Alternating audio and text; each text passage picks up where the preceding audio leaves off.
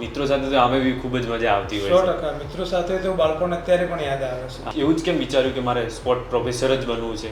એવું કોઈ સપનું સ્પોર્ટ્સમાં શરૂઆતથી ઇન્ટરેસ્ટ હતો જ. સાહેબ, તમે તો તમારા જીવનની અંદર ખૂબ જ સંઘર્ષ કર્યો છે. આજની શૈક્ષણિક સંસ્થાઓ અમુક જે શૈક્ષણિક સંસ્થાઓ છે બહુ સારું મહત્વ આપતી હોય છે, છતાં પણ વિદ્યાર્થીઓને ઇન્ટરેસ્ટ જ ઓછો છે. બાળક ભણવા સાથે રમતનું જ્ઞાન હોય, રમવા જતું હોય તો એનું માઇન્ડ ફ્રેશ રહેશે. તો તમે આજના આપણા યુવાનો છો એમના માટે તમે શું કહેશો કે આ ટેકનોલોજી અપનાવવી જરૂરી છે કે? હા, 100% ટેકનોલોજી સાથે સાથે તમે તમારું પોતાનું જે એબિલિટી છે એને પણ વિકસાવવું પડે. આજકાલના જે યુવાનો છે એ રમતને ફ્યુચર પ્લાન તરીકે પસંદ કરી શકે કે નહીં? 100% કરી શકીએ. આપણે એક એમનો જોયું ચેસના અંદર ગુકેશ, વર્લ્ડના અંદર એમનો નંબર હતો. નમસ્કાર મિત્રો, આપ સૌનું હાર્દિક સ્વાગત છે આપના મનપસંદ પોડકાસ્ટ પ્રોગ્રેટિવ ગુજરાત, જ્યાં આપણે મળીએ છીએ એવા લોકો સાથે જેમને પોતાનો અનુભવ કાર્યથી આપણને એમની પ્રેરણા મળતી હોય છે. આજનો એપિસોડ ખૂબ જ વિશેષ છે, કારણ કે આપણે આજે વાત કરવા જઈ રહ્યા છીએ ખેલકૂદ અને શિક્ષણની. તો આજે આપણી મુલાકાત થવાની છે ડૉક્ટર હેમરાજભાઈ ચૌધરી સાથે, જેઓ CKR આજના આર્ટ્સ એન્ડ કોમર્સ કોલેજ ધાનેરાના એક સ્પોર્ટ્સ પ્રોફેસર છે. સાહેબ, આજે આપણને ખૂબ જ રમતની માહિતી જણાવશે કે રમતથી કેટલા ફાયદા થતા હોય છે, રમતમાં શું શું કરવું જોઈએ, રમતને શું ફ્યુચર પ્લાન તરીકે પસંદ કરવું જરૂરી છે. તો ચાલો મિત્રો, મળીએ આજે ડૉક્ટર હેમરાજભાઈ સાહેબ સાથે, જેમણે એમના જીવનની અંદર ખૂબ જ સંઘર્ષ કર્યો છે. સાહેબ, આપનું હાર્દિક સ્વાગત છે અમારા પોડકાસ્ટમાં. Thank you પૃથ્વીરાજભાઈ. હા સાહેબ, તમે થોડું તમારા જીવન વિશે થોડું અમને જણાવો. ચોક્કસથી. હું મારું બાળપણ ગામડામાં વીત્યું છે. અમારું ગામડું બનાસકાંઠાનું છેવાડાનું ગામ છે, અંબાજી જોડે આવેલું. અને અમારો વિસ્તાર થોડો બેકવર્ડ વિસ્તાર ગણાતો, છતાં પણ ગામમાં શિક્ષણ પ્રમાણ સારું હતું અને ત્યાંથી અમારું બાળપણ ચાલુ થયું. બાળપણ ગામડાની 1 થી 7 ધોરણ ગામડાની પ્રાથમિક શાળામાં અમારું લીધું. ત્યાંથી 8 ને 9 ધોરણ હું ગામડાથી અમારી 5 કિલોમીટર દાંતા જે છે અમારો તાલુકો, ત્યાંની સર ભવાનીસિંહ વિદ્યાલયમાં 8 ને 9 ધોરણ હું અભ્યાસ કર્યો. 10મું ધોરણ અમારા મોટાભાઈ અને મારા પિતાશ્રીએ કહ્યું કે આપણે ખૂબ સારી જગ્યાએ એડમિશન લઈએ તો સારું, એટલે મને કોઠાસનાની કોઠારી હાઈસ્કૂલના અંદર મને તેઓ અભ્યાસ માટે મૂક્યો. ત્યાંથી 10મું ધોરણ મેં પૂરું કર્યું.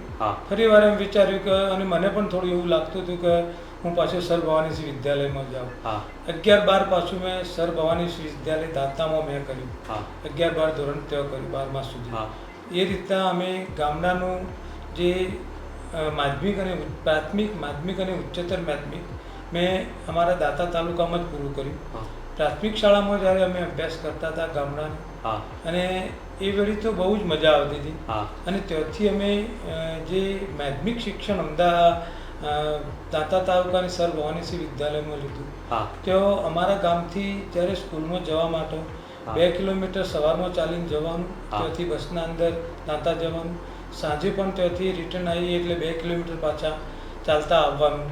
અમારા ગામથી અમે 15 થી 20 મિત્રો જતા ચાલતા જઈએ એટલે બહુ મજા આવતી. આજુબાજુના ખેતરાના અંદરથી અમે કંઈક પપૈયા હોય, કોઈ પણ વસ્તુ હોય, મગફળી હોય, આવું બધું અમે ચોરતા અને મજાક મસ્તી કરતા અમે ધોરણ 12મા સુધી અભ્યાસ કર્યો.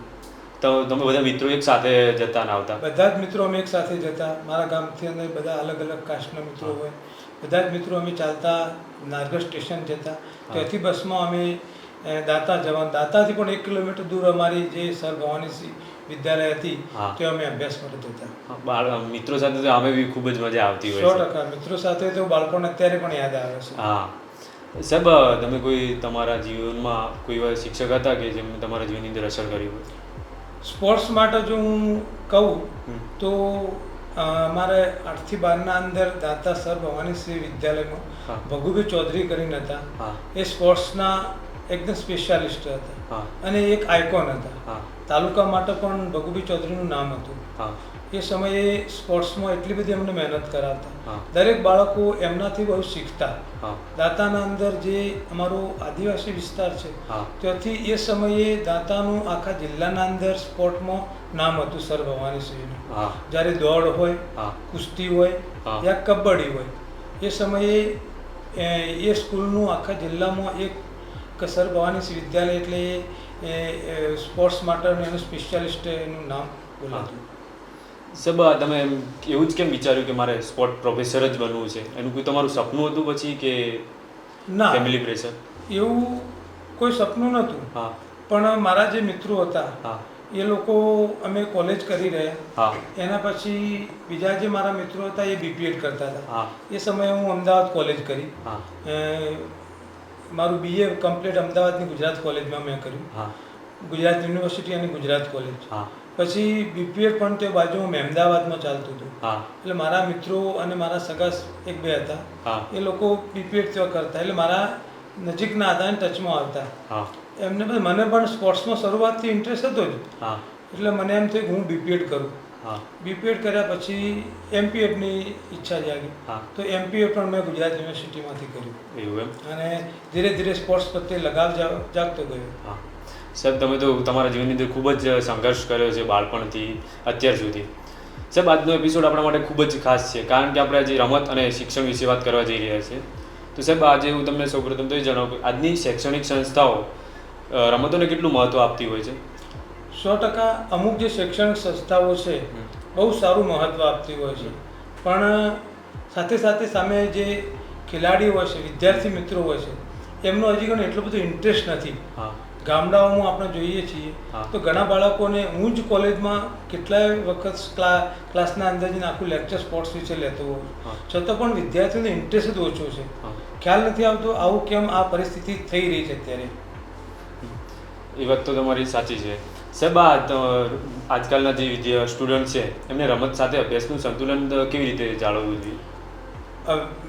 રમતગમત અને અભ્યાસ હા એ એક સહઅધ્યાપિક પ્રવૃત્તિઓ છે. હા એમાં એવું નથી કે જો આપણે એકદમ ક્લાસમાં બેસી રહીએ હા. તો જ આપણે ભણી શકીએ, હા એવું નથી. બાળક ભણવા સાથે રમતનું જ્ઞાન હોય, હા. રમવા જતું હોય તો એનું માઇન્ડ ફ્રેશ રહેશે હા અને એ સારું પરિણામ લાવી શકતો હોય છે. હા સ્વામી વિવેકાનંદે પણ કહ્યું હતું હા. કે તમારા બાળકોને તમે ફૂટબોલના ગ્રાઉન્ડમાં મોકલો.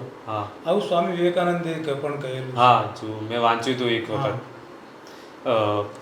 આજકાલ કોલેજના સ્પોર્ટ ઇવેન્ટની અંદર વિદ્યાર્થીઓને કેવી રીતે પ્રેરણા મળતી હોય છે? આખું માળખું જ એવું છે. જ્યારે હાઈસ્કૂલનું લેવલ હતું એમાં તમે તાલુકા લેવલે જાઓ, જિલ્લા લેવલે જાઓ, સ્ટેટ લેવલે જાઓ, પછી તમે નેશનલ લેવલે જઈ શકો છો. જ્યારે કોલેજનું માળખું એવું છે કે તમે ઇન્ટર કોલેજ તમે કોઈ સ્પર્ધામાં ઇવેન્ટમાં ભાગ લ્યો છો હા અને પછી તમે સીધા જ એમાં જો તમારી પસંદગી થાય છે તો ડાયરેક્ટ તમે નેશનલ લેવલે જઈ શકો છો. એટલે એકદમ નજીકનું આવ્યું એ નેશનલમાં વિદ્યાર્થીને પોતાની પ્રતિભા બતાવવી હોય તો નેશનલ લેવલ એકદમ શોર્ટકટ છે આ રહ્યું. હા, તમે કોઈ એવા વિદ્યાર્થીઓને કે જેમને નેશનલ લેવલ સુધી પહોંચાડ્યો? હા, 100%. હું 2007થી અહીંયા દાનેરાની આદર્શ કોલેજ પહેલું નામ હતું, ત્યારે KR Anjana arts and commerce college એનું નામાભિમાન થયું છે. મારા હાથ નીચે એવા કેટલાય વિદ્યાર્થીઓ છે કે જે સ્પોર્ટ્સમાં હતા, એ અત્યારે સારી સરકારી નોકરીઓમાં અત્યારે લાગેલા છે. એ બાજુનું સિયા ગામ છે, સિયા ગામના જે મારા વિદ્યાર્થીઓ હતા એ અત્યારે ફોરેસ્ટના અંદર, પોલીસના અંદર, આર્મીના અંદર, એવી ઘણી જગ્યાઓ જે સરકારી છે એના અંદર સારા વેલસેટ પણ થયા છે. સાહેબ, આજના સમયમાં જે આ રમતો હોય છે એના પર ટેકનોલોજી કેટલી અસર કરતી હોય છે?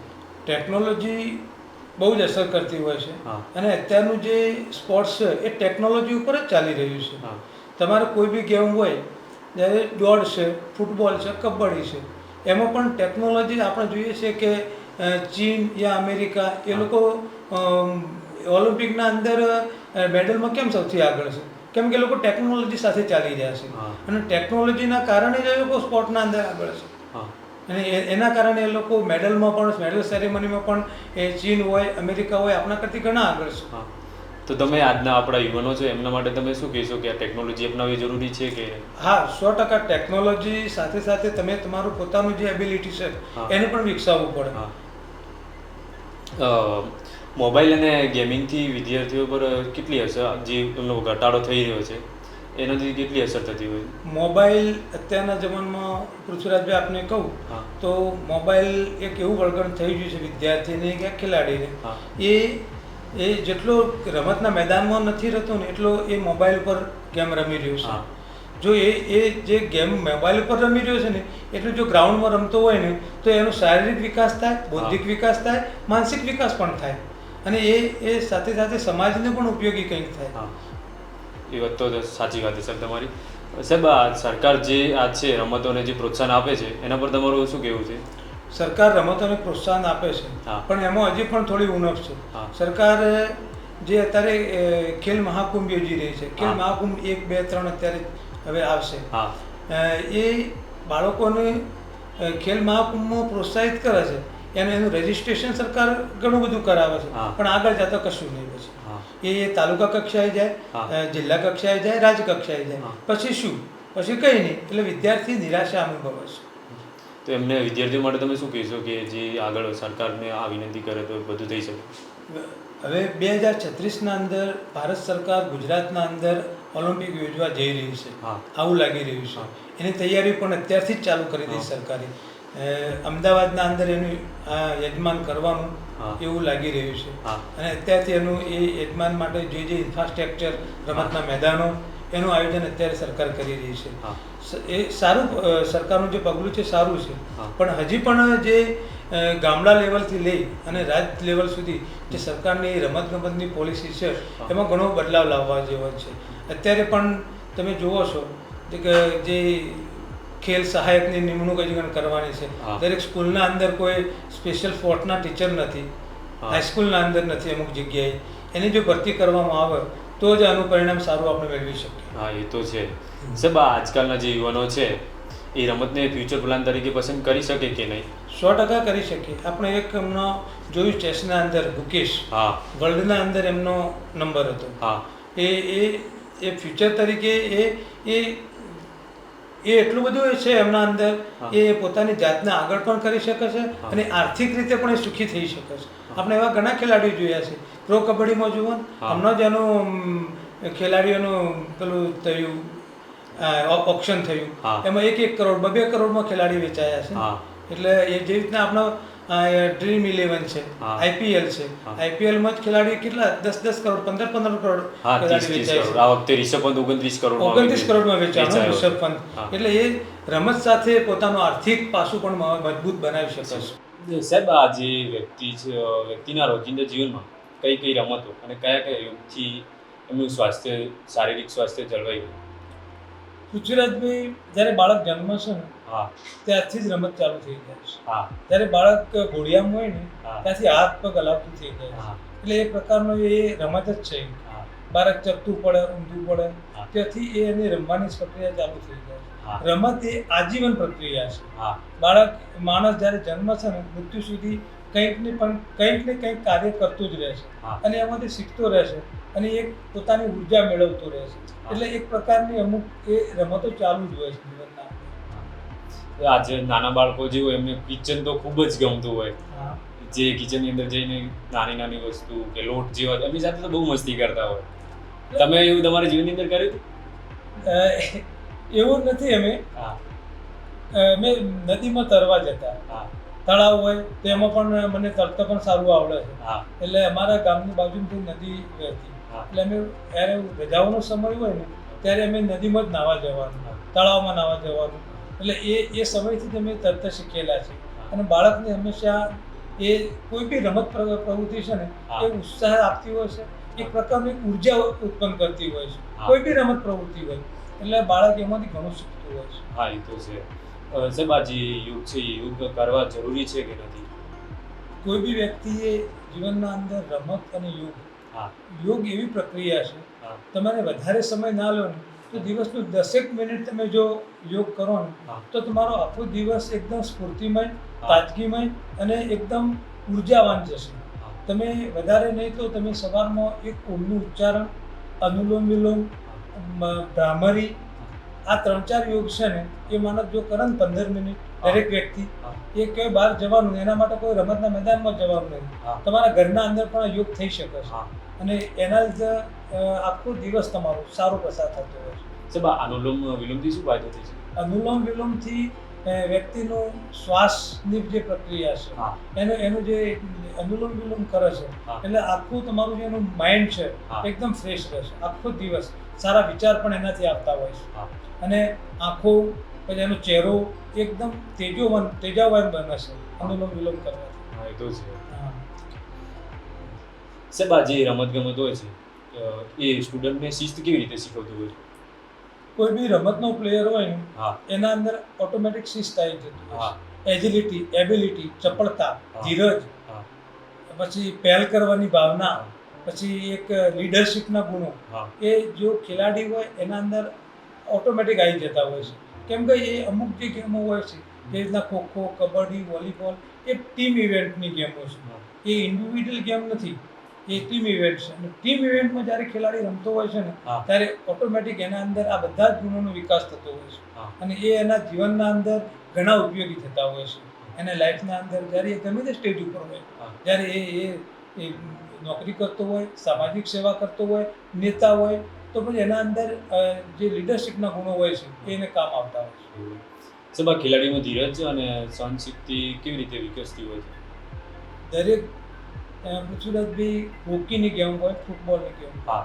એ 90 મિનિટની ફૂટબોલ હા. ને 45 બાય 45 એમ કરી 90 મિનિટના બે એ એક હાફ હોય છે. 90 મિનિટની એક ગેમ હોય છે. હા. જ્યારે બાળક 90 મિનિટ સુધી ખેલાડી સતત ગ્રાઉન્ડના અંદર હોય હા. ત્યારે એના અંદર કેટલી સહનશક્તિ આવી જતી હોય દોડવાની. ખૂબ જ. સતત બોલ હંગાથી એને દડા સાથે એને રમવાનું હોય છે. એટલે એ એક તો કોન્સ્ટિટ્યુશન હા. અને એની ચપળતા, હા. એને એકદમ સ્પિરિટ, આ બધું એના અંદરથી વિકસિત થતું હોય છે. કોઈ બી બાળક જ્યારે રમવા જાય છે ને હા. ત્યારે એ દરેક ગુણો એના અંદર વિકાસ થતા હોય છે. હા, એ તો છે. હા. સાહેબ આ જે ટીમવર્કનું મહત્વ હોય એ કેવી રીતે સમજાતું હોય છે? દરેક બાળકો બધા ખેલાડી જે રીતના આપણે ક્રિકેટની ગેમ હોય છે હા. એમાં દરેકનો ફાળો હોય છે. બોલરથી લઈ હા. કે વિકેટ કીપરથી હોય, બેટિંગ કરતો હોય, જ્યારે ફિલ્ડર હોય, દરેકનો એમાં ફાળો હોય છે. એક વ્યક્તિથી કોઈ ગેમ જીતાતી નથી. જ્યારે ટીમ ઇવેન્ટ હોય ત્યારે બધાએ જ મહેનત કરવી પડતી હોય છે અને એના લીધે ટીમનો એક પ્રભાવ પડતો હોય છે. હા, એ તો છે. સર તમે ક્યારે કોઈ ટીમની લીડરશિપ કરી? ટીમની લીડરશિપ મેં હેન્ડબોલ અને મારો ખોખોનો હું પ્લેયર હતો. હા. તો અમે જ્યારે બીપીએડ કરતા હા. ત્યારે અમે એ સમયે હું બીપીએડ પછી એમપીએડના અંદર હા. એમપીએડના અંદર હું હેન્ડબોલના અંદર નેશનલ મારેલું. હા. એ સમયે હું હેન્ડબોલમાં મેં નેશનલ કરેલું. એટલે મેં એ સમયે મારા ખેલાડી મિત્રો સાથે રમેલા. સર તમને ખાસ કરીને કઈ રમત સૌથી વધારે મારે ગમે છે? સૌથી વધારે પ્રિય મને ફૂટબોલ અને ખોખો. કારણ ફૂટબોલ શું કારણ? કેમ કે મારું જે બોડી સ્ટ્રક્ચર છે, બોડી લેવલ, હા. એ ખોખો અને ફૂટબોલનું જ છે. હા. એટલે એ અમુક આપણે જોઈએ છીએ, હા. હાઈ જમ્પનો ખેલાડી હોય તો એની ઊંચાઈ હોય, વોલીબોલનો ખેલાડી હોય તો એની હાઇટ હોય, હા. બાસ્કેટબોલનો ખેલાડી હોય તો મને હાઇટવાળો ખેલાડી હોય તો સારી સ્મેશ મારી શકે, હા. સારો ડ્રિબલિંગ કરી શકે. એટલે દરેક વ્યક્તિનું બોડી સ્ટ્રક્ચર હોય એ પ્રમાણે એની ગેમ હોય છે. હા. મારું બોડી સ્ટ્રક્ચર, મારી હાઇટ ઓછી હતી એટલે હું ખોખો અને ફૂટબોલ રમતો.